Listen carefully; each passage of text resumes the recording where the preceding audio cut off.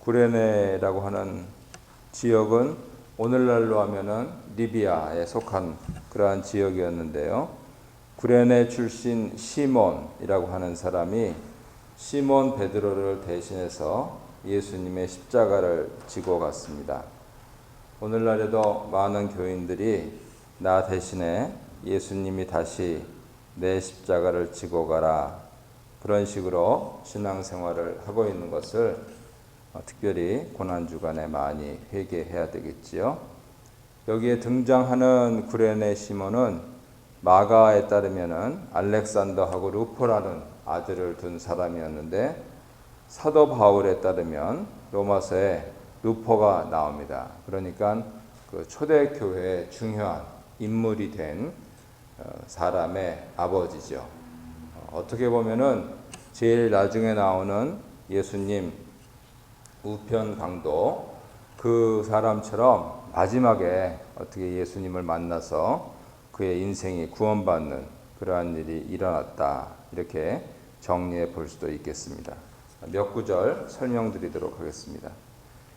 26절에 보면은 시골이라고 되어 있는데 예루살렘 중심의 사고방식이죠. 그래서 6월절 순례로 예루살렘에 온 사람이다, 이렇게. 그래서 예루살렘 성 밖에서 왔으니까 시골에서 왔다 표현한 것이고요. 그 십자가를 지운다 그랬는데, 당시에는 사형을 받는 사람이 목판에다가 자기 죄목을 걸고, 그리고 가족 채찍에 맞으면서 그 십자가에서 이 횡으로 되어 있는 거, 그게 무게가 한 13에서 18kg 정도 나갔다고 하는데, 그것을 자기가 지고 가서 그 다음에 병사들이 세로로 된 거, 그 부분들을 덧붙여서 그 위에 못을 박았다고 합니다. 근데 예수님은 많은 고초를 당하시고 또 허약해지신 상태라서 이 횡으로 된 그러한 십자가를 지으실 수가 없어서 구레네 시몬이 길 가다가 잡혀가지고 대신 예수님 십자가를 지고 예수님을 따르게 했던 것이죠. 오늘날 영화 감독들이 이렇게 학자들 고증을 철저히 받아서 그러한 장면들 어렵지 않게 우리 성화에서 볼 수가 있습니다. 27절에 보면 가슴을 치며 이렇게 되어 있는데, 더 이제 내용을 분명하게 번역을 하면은 슬픔으로 자신의 가슴을 치며, 이렇게 하는 거죠. 억울하다고 또는 후회한다고 하는 게 아니고 슬픔 때문에 가슴을 친다는 말씀이고요. 29절에 보면은 잉태하지 못하느니 해산하지 못한 태, 먹이지 못한 젖, 그것이 복이 있다. 유대인들 사고방식으로는 거꾸로죠. 이거 못하면은 사실 아브라함 때부터 전전긍긍하지 않았습니까?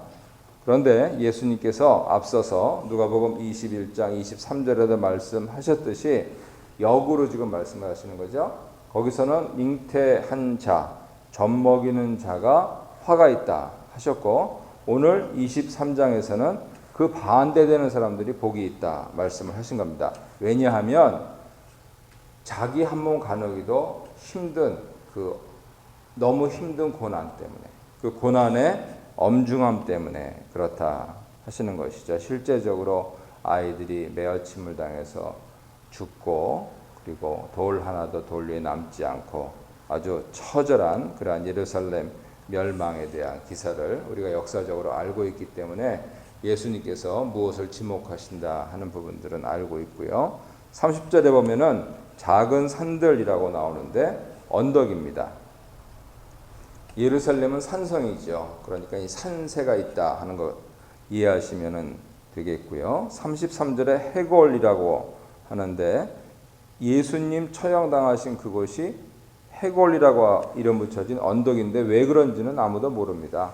아마 이제 전승에 따르면 그 언덕이 해골 모양이다, 이렇게 해서 라틴어로는 칼바리아라고 불러서 오늘날 영어의 갈보리, 이 캘베리라고 그렇게 했고, 한국에서는 음자에서 갈보리 이렇게 부르고 있는 것입니다.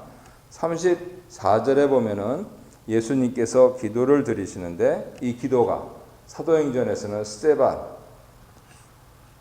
흔히 스데반 집사님 그러는데 집사라는 말은 없고요.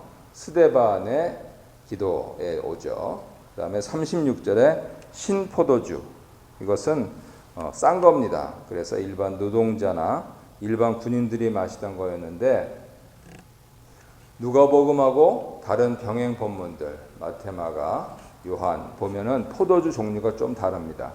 이제 일종의 진통 성분이 있는 몰약이라든가 이런 것을 섞어서 그래도 이제 어떤 인도적인 차원이죠. 너무 고통이 극심하니까 그렇게 해서 먹이고, 또 한편으로는 예수님께서 마지막 장면에 그렇게 해서 먹이려고 했는데 거절하시고, 이러한 내용들이 있는데 이 모두 다 전체적으로 이 복음서를 받는 독자들이 어떠한 배경에 있는가 하는 부분들을 생각하면서 읽으시면 더 은혜가 됩니다. 43절에 낙원이라고 하는 것은 흔히들 그렇게 질문하는데 천국하고 낙원이 같으냐 틀리냐 뭐 이런 질문들을 하시는데, 구약 성경을 헬라어로 번역한 70인역이라고 하는 성경을 보면 에덴 동산을 지칭하는데 낙원이라는 표현을 썼고요.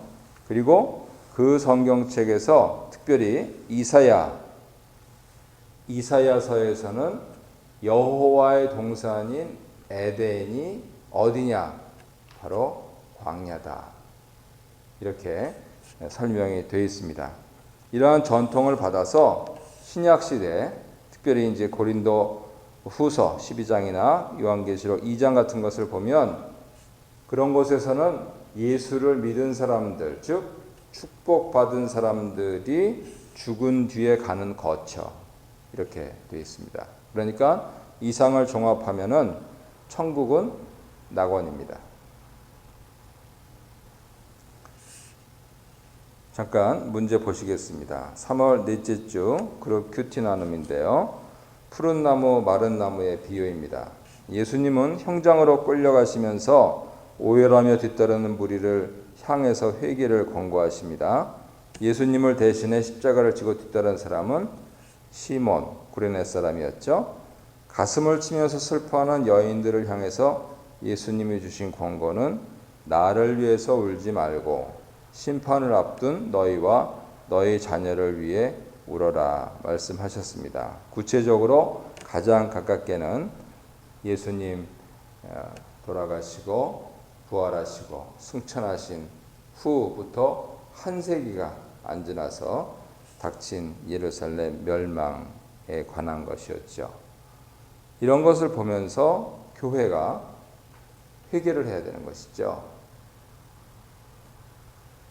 눈에 보이는 가시적인 부분들에 대해서 너무 집착하지 말고, 이게 중요한 것이긴 합니다. 그런데 본질적인 것은 무엇이냐? 너희와 너희 자녀. 개인적으로 내가 구원받는다. 또 여기 너무 글로 가지 말고요. 너희와 너희 자녀. 그래서 지금 제가 목회 시작할 때는 이민교회의 일이라고 말씀드렸는데 이제는 한국교회의 일이 되어버리고 말았습니다. 자녀들이 예수를 안 믿으니. 참 우리는 변명거리나 있어요. 말이 안 통하니까. 그렇잖아요. 우리가 같이 어떻게 좀 예배를 드리고 싶어도 캐네디언들하고 예배를 드리면 무슨 말인지 알 수가 있어야죠. 말을 알아들어도 은혜 받기가 힘든데 말을 못 알아들으니까 어떻게 하겠어요. 우리 변명거리라도 있는데 거기는 변명거리도 없잖아요. 말도 다 통하고 문화도 같고. 그런데 자녀들이 예수를 안 믿는다. 이게 참 예수님의 이 말씀에 따르면 심판 대상이다. 그거죠. 이 무서운 말씀이 아닙니까? 그래서 교회가 할 일 중에서 오늘날 2016년 현재 제일 중요한 것이 뭐냐? 너희 자녀를 위해서 울어라. 다 좋은데 뭐 목사고 장로고 집사고 다 좋은데 너희 자녀를 위해서 울어라. 예수님이 오늘 말씀하시는 것이죠. 당시에 사형수의 뒤를 따라가며 애곡하는 일은 풍습이었습니다. 그리고 미덕이었습니다. 그랬는데 예수님은 그에 대해서 너희 자녀를 위해 울어라. 이래 말씀하시는 것이죠. 3번 보겠습니다. 십자가 죽음을 앞에 둔 자신과 멸망의 심판을 앞에 둔 예루살렘을 각각 자신을 푸른 나무에, 예루살렘을 그리고 유대인을 마른 나무에 비유하십니다. 예수님께서 이렇게 비유하신 것은 당시 격언이었는데요. 푸른 나무는 불에 잘 안 타잖아요. 마른 나무는 그냥 갖다가 놓으면 타잖아요. 장작이라고 하죠. 그랬을 때 아무런 죄 없으신 예수님, 아무리 너희들이 그래 봐라. 결국은 심지어는 이방인 백부장까지도 의인이라고 인정할 수밖에 없는 상황인데, 아니 이 하나님의 아들을 십자가에 못 박는 너희들은 어떤 심판을 받으려고 이런 짓을 하고 있느냐. 이제 그래 말씀하시는 것이죠. 나눔 1번 보겠습니다. 영광만 좋아하고 십자가 삶은 외면하고 있는 것은 아닌지요. 나눔 2번.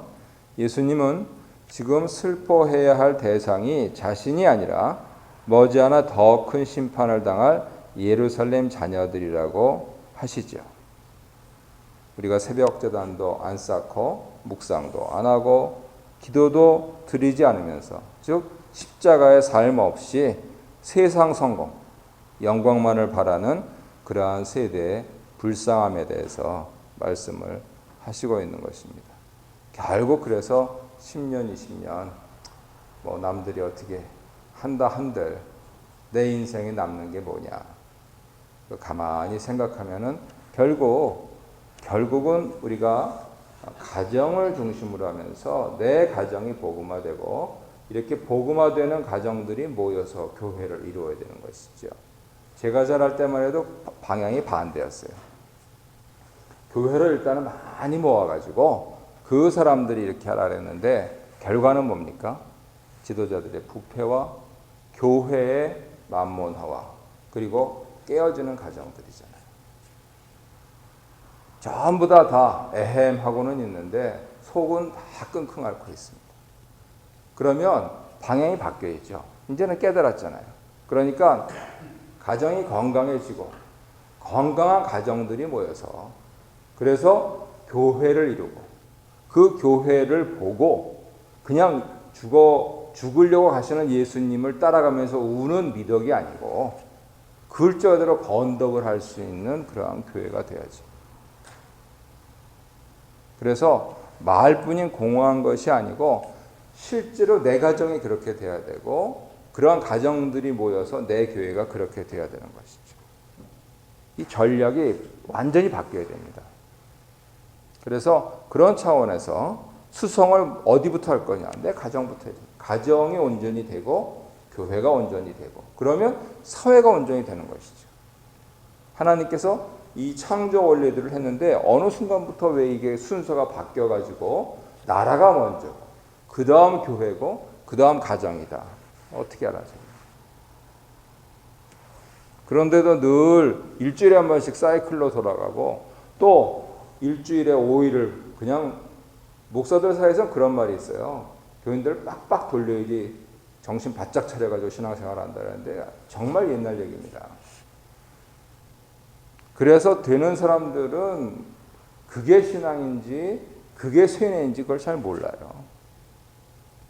내가 진심으로 생각하고 우리 가정을 세우고 우리 교회를 세워야 되겠다 이렇게 되는데 그냥 111 이것만 한다는 것이죠. 그러면서 가정은 무너지고 자녀들은 건너가고 더구나 목사 장로 자녀들이 더 건너가고 어떻게 하라는 소리입니까?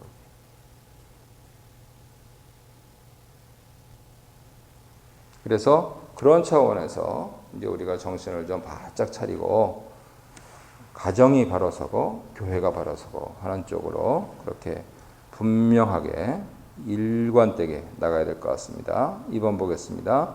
십자가형이 집행되자 무리들은 예수님을 희롱하고 한편의 강도는 자비를 구하며 회개하는데요.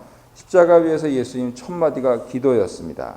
자신을 십자가에 못 박고 희롱하는 자들을 위한 사죄와 용서의 기도고요. 서두에서 말씀드린 대로 스데반의 기도였고요. 또한 교회의 기도입니다. 이 교회가 이 부분들, 특히 우리 장로교회가 이거를 자꾸만 혼동을 하는데, 교회는요 폴리스가 아닙니다. 폴리스는 치안을 하는 거잖아요. 그래서 우리 장로교회 7일을 치안이라고 자꾸만 오해를 했어요. 그런데 성경 어디를 읽어보아도 그렇지 않아요. 교회는요 폴리틱스입니다. 각각의 서로 다른 의견이 있을 때 그것을 주님의 뜻에 맞게 하나로 일치해서 나가도록 하는 것. 그러기 위해서 하나님이 공동회 아래 당회를 세우셨고, 당회 아래 재직회를 세우셨고, 서로 의견을 청취하고 과연 주님의 뜻이 무엇인가 이렇게 했는데, 저도 신학교에서 배울 때 폴리스라고 배웠어요. 그래서 오늘날에는 권징이 없어서 교회가 망한다 이렇게 교수님도 그러시고 선배 목사님도 그러시고, 또 제가 이민 와서도 여러 장로님들한테 그런 말씀을 듣고 그랬는데, 그게 우리의 오해였습니다. 한국교회의 오해예요. 폴리스가 아니고 폴리틱스예요. 그러면은 이번에 아시다시피 고국의 이제 선거 때문에 여러 당에서 일어나고 있는 일들을 보십시오. 그분들이 잘못하는 겁니다. 하지만 그분들이 폴리틱스가 뭔가를 예수를 믿지 않는 사람들이 보여주고 있어요. 남의 얘기를 들어야 되는 거예요. 그래서 그런 차원에서 교회가 결국 할 일은 뭐냐? 결론을 맺으면 뭐냐면 사죄와 용서입니다. 그게 교회와 세상이 다른 거예요. 세상은 타협합니다. 그리고 자기네들의 이익을 쫓아가는데, 교회는 자기네들의 이익은 내려두고 사죄하고 용서하고, 그래야 세상 사람들이 교회 오잖아요. 그죠? 성경이 말씀하시는 게 그거라고요. 그래서 좀 전에 말씀드렸듯이 가정은 내팽개치고 교회 111만 쫓아다니던 그러한 잘못된 관행처럼 마치 7위가 폴리틱스가 아니고 폴리스라고 생각했던 것은 대단한 잘못이었습니다. 오늘날 또 그렇게 해서 말 들을 교인도 없고, 그러면 어떻게 하면은 목표가 뭡니까? 예수께서 오늘 보이신 것처럼 어떻게 하면 사죄하고 어떻게 하면 용서할 것인가, 여기에 관심을 맞추는 게 바로 교회다 그러죠. 그리고 앞에 있는 거를 적용하면은 어떻게 하면 우리 자녀들을 위하여 주께 사죄하고 어떻게 용서를 구해서 다시 힘있게 일어날 것인가, 이게 예수 믿는 가정이 할 일인 것이죠. 이런 차원에서 가상칠언의 시작도 그리고 그 끝도 기도였다 하는 것. 오늘날 교회가 살려면 기도가 살아야 됩니다. 2번 보겠습니다. 십자가 위에 예수를 바라보면서 관원들이라, 여기 사내들인 의원들이 관원들이라고 표현된 겁니다. 그들과 군인들이 조롱한 내용은 메시아 유대인의 왕이라면 스스로 구원해 보라고 조롱하죠. 철저히 세속화됐죠. 철저히 로마화됐죠. 철저히 자기 이익화됐죠. 그러니까 종교 지도자들이 아니죠. 군인들은 이럴 수 있어요. 하지만은 의원들은 이러면 안 됐던 것이죠. 제사장들과 서기관들 아니에요. 그분들은 사죄와 용서를 구해야 될 사람들인데, 그리스도라면 내려와 보라. 철저히 가치관이 완전히 세상 사람인 것이죠. 3번, 십자가에 달린 행악자 중에 한 사람은 자신의 죄를 인정하며 자비를 구하는데, 예수님께서 그에게 주신 약속은 오늘 내가 나와 함께 낙원 천국에 있으리라. 야, 참 세상에 이런 사람도 있어요. 물론 오늘 막 본문을 묵상하면서 아마 정치범일 것 같다. 왜냐하면 예수님을 종교적인 죄목에서 시작했지만 정치적인 죄수로 계속 몰고 갔거든요. 그러니까 그런 부류로 같이 처형했을 법하기 때문에 이분이 무슨 자기의 이익을 위해서 남을 해치거나 남의 물건을 뺏거나 그러기보다는 로마에 투쟁했던 사람이 아닐까, 이렇게 생각은 들지만, 하지만 이 마지막에 더구나 죽기 직전에 예수를 믿어서 천국 간다. 이야, 참 이분 참 복 많은 사람이다. 그런 생각이 들더라고요. 나눔 3번 보겠습니다. 예수님은 자신을 부인하지 않고는 순종할 수 없고 자신을 내어주지 않고는 사랑할 수 없다는 것을 십자가에서 증명하셨습니다. 십자가 구속, 사랑, 십자가 도를 묵상하면서 은혜를 나누는 그러한 날이 되시기 바랍니다. 특별히 우리 자녀들을 위하여 기도하실 때 함께 기도드릴 것은 오늘이 은혜의 때임을 잊지 않고 심판의 때가 이르기 전에 회개하게 하소서. 주를 따르게 하소서. 내 자녀가 내 잔등을 보고